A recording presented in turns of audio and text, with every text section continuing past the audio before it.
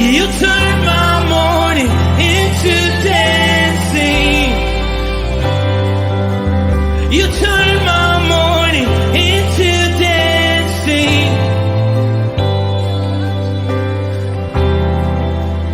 Your love changes everything. There's something about your love. Something about your love changes everything. Changes everything. Something about your love. Something about your love changes everything. Changes everything. Something about your love.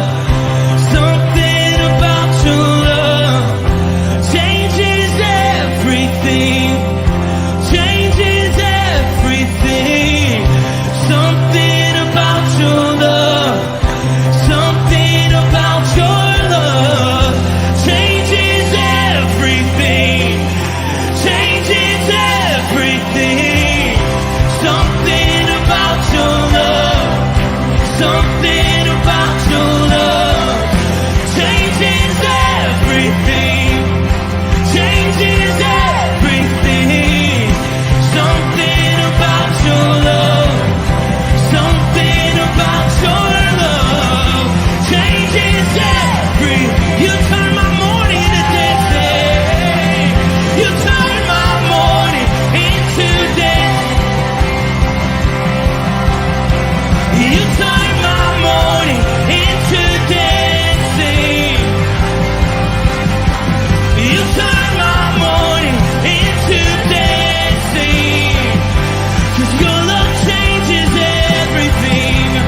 Your love changes everything. You turn my morning into dancing. You turn my morning into dancing. You turn my morning into dancing. 'Cause your love changes everything. Your love changes everything. Oh, there's something about your love. Something about your love changes everything in my body. Oh, something about your love. Something about your love changes everything. It changes everything. Something about your love. Something about your love changes everything. It changes everything. Something about your love. Something about your love changes everything. Changes everything. Something about your love.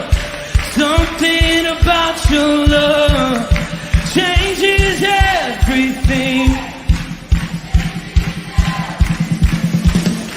Something about your love.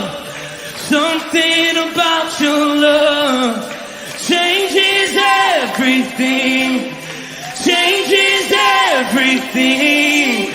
Something about your love. Something about your love changes everything.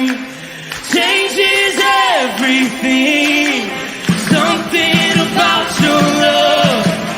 Something about your love changes everything. You turn my morning into dancing. You turn my morning into dancing.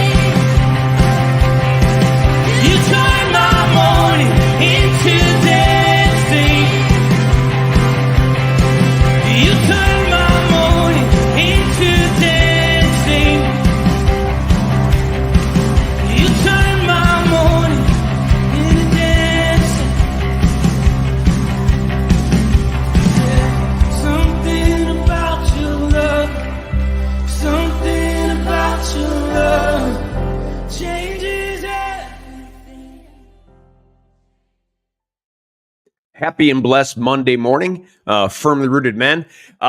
So I'm here at firmly rooted Greendale, and the sun has just gotten over the part of the church over there. I'm at the parsonage, and so it's coming through the window. So I'm either in the light or I'm not in the light. Sorry about that.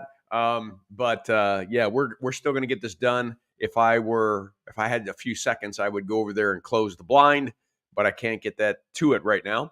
But what a great Sunday we had, Bible study, worship, celebration of life. Busy day, but a blessed and good day. I hope some of you were able to participate in those opportunities. Let's see who's on board. I'm on board. I'll skip past that. Chris Connolly, good morning. Isaac B.J., good morning. Chuck B., good morning. Bert Reggiani, great sunny morning, gentlemen. Ken Gooch, good morning, fellow brothers in arms. My cousin Dave Donnelly, good morning. And quite a few others are on board. We're live in all the right places. I need to get this devotion done quickly as possible because Kimberly has to use this computer to do her Flourish devotion at 8:15. So let me pull up the text. And thank you to Steve, who did the devotion on Friday. Today we're looking at Mark chapter 9, verse 30, where Jesus once again predicts his death. They left that place and passed through Galilee. They did not want anyone to know where they were because he was teaching his disciples. He wanted a more intimate time with just his disciples. Yeah, you could do something in a big crowd, but you can do way more intimate teaching in a smaller venue. I believe that Jesus taught in big groups, medium groups, small groups. And when you get to the disciples, it's small groups. And every once in a while, he gets even smaller and is talked in like Peter, James, and John, or just a few of the disciples. So at any rate, it's kind of like what we're trying to do is Bible study, worship, Bible study, men's groups, women's groups, life groups, is to allow there to be every layer and every type of education. He said to them, the Son of Man is going to be delivered into the hands of men. They will kill him, and after 3 days he will rise. Every time he predicts his death, he talks about the resurrection. He's going to rise again from the dead. But they did not understand what he meant and were afraid to ask him about it. To them, it's just terribly confusing. And you can imagine that. Like, to them, that would be impossible. But basically, everything that Jesus has done thus far has been impossible. It's tough to absorb everything, and it takes the disciples years to gain a greater depth and understanding of who Jesus is. And even then, even then, we still don't get it. We still can't wrap our minds around it. They came to Capernaum, and when he was in the house, he asked them, "What are you arguing on the road?" They kept quiet because on the way they were arguing about who was the greatest. All right, so they're finally realizing that there is a kingdom and they're part of this new kingdom and there are apostles to this new kingdom. And so now they want to know which one of them is in the hierarchy. Isn't it interesting? Yeah, who's the boss and who's in charge? And the Chosen kind of talks about some of that and shows that visibly in their assessment. Sitting down, Jesus called the 12 to him and said, anyone who wants to be first must be the very last and the servant of all. Gentlemen, if there is a primary characteristic of what it means to be a disciple of Jesus Christ and to be living in his kingdom, it is humility.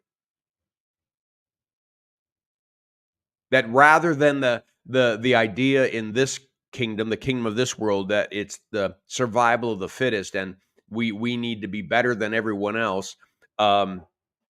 This kingdom, God's kingdom says, even if you may be better than everyone else, you come to it humbly because whatever you have, you've gotten from God. Humility. That we are members of this kingdom only because of God's grace and his love. He is the greatest. We must all bow down to him in low humility. Whoever wants to be one of my disciples, you do it lowly, like a servant. Remember, on the day that Jesus was betrayed, he washed their feet. He now takes a child and puts him in front of him, and he says, he taking the child in his arms. So this is not a teenager. This is not a large child. This is a child. This is a young child. He takes the child in his arms and says to them, whoever welcomes one of these little children in my name welcomes me. And whoever welcomes me does not, and whoever welcomes me does not welcome me, but the one who sent me. The whole idea is that as a disciple of Jesus Christ, we understand that everything we do is somehow connected to God because we're part of his kingdom. And so everything we do is lowly. We take care of the widows and the orphans. We take care of those who are hurting. We speak up for those who are marginalized and can't speak for themselves. Our goal is not to dominate. Jesus is the King of Kings and the Lord of Lords. Our goal is to serve him in this kingdom in which we are called to redeem and to save the lost, and to feed and nourish those who are believers so that they can grow in their faith and grow as disciples. All right. Let me pop out of this for a second. And boop, there we go. See if anybody else jumped on board. Yes, more people did, but I don't see them, so that's okay. All right. I hope this devotion was a blessing to you guys. Have a great day. Make it a firmly rooted day, and may someone see Jesus in us today. Peace.